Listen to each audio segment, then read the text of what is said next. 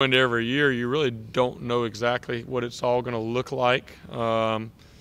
So just kind of watching it as it comes together. Obviously, we couldn't have predicted some of the things, that would have happened. I would say the thing I'm probably most pleased with overall is our explosive plays that are back. I mean, we're ahead of where we've been really for the last 2 years in explosive plays, and then also the way that we've been able to run the ball.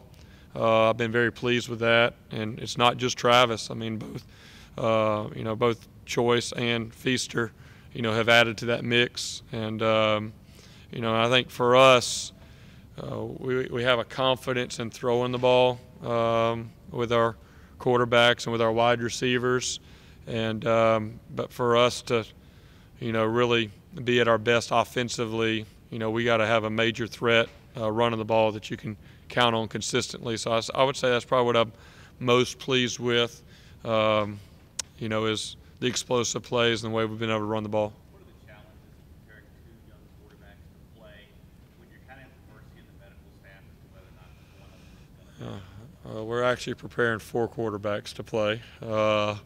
That's a good challenge for, Coach Streeter. I think the biggest thing is just teaching, just try not to make it bigger than it is. I mean, getting Chase ready last week, he was going to get more reps. Chase has always been a guy that's paid attention. He's been in every quarterback meeting that we've had and done a good job paying attention. But, last week's the first week he actually got a lot of reps to prepare.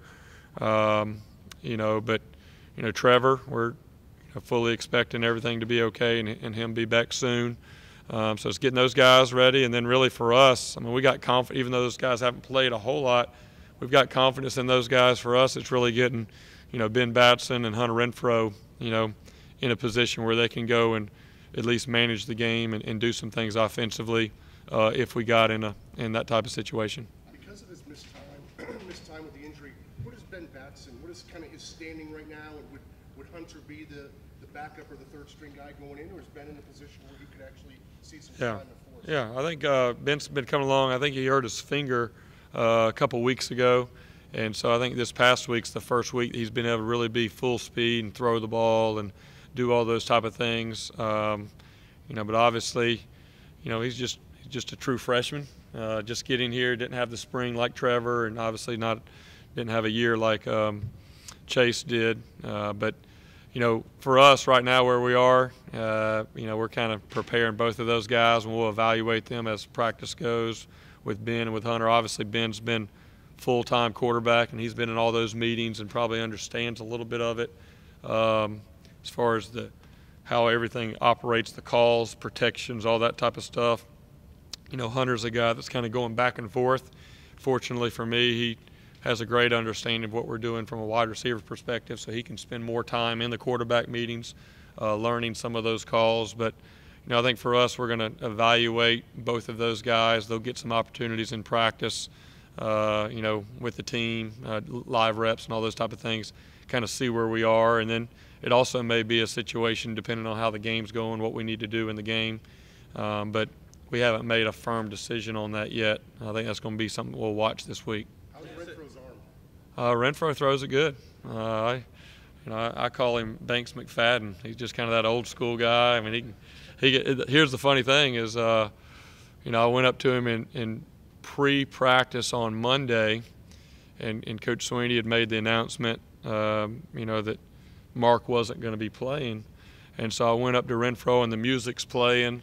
It's loud. Y'all been out here during our pre-practice. And so I just said, hey, if we need you, will you be ready? And he said, yeah, I'll just play outside leverage. And I said, outside, what are you talking about? He said, corner? I said, no, quarterback. He's like, oh, okay. I mean, that's just who he is. I mean, he's like, I can go play wherever. So we kind of got a good laugh out of that. I said, no, we're not at a position where we need you to do that. But that's just who he is. He has that feeling. He can punt return, he can play wide out, he can play quarterback. He could go over on defense. I don't think depth-wise we're ever going to need that, hopefully. But, no, he throws it well, and, that's all he played until he got here. He played quarterback in high school. He didn't play one snap of wide receiver in his entire high school career. So, he likes the opportunity and the challenge, to kind of think. And then also, it's going to help him down the road. I mean, he stays healthy. he's going to have a chance at the next level playing wide receiver. And man, to get experience really being in that quarterback meeting room and listening about how the guys go through their progressions and defenses and all that.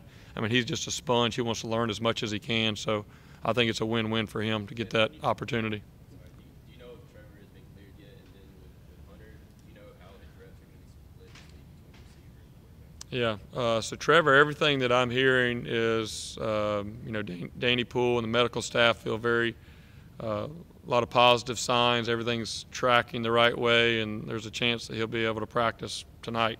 But I think they're going to let him lift and go through their protocol that they have. But they've been very optimistic.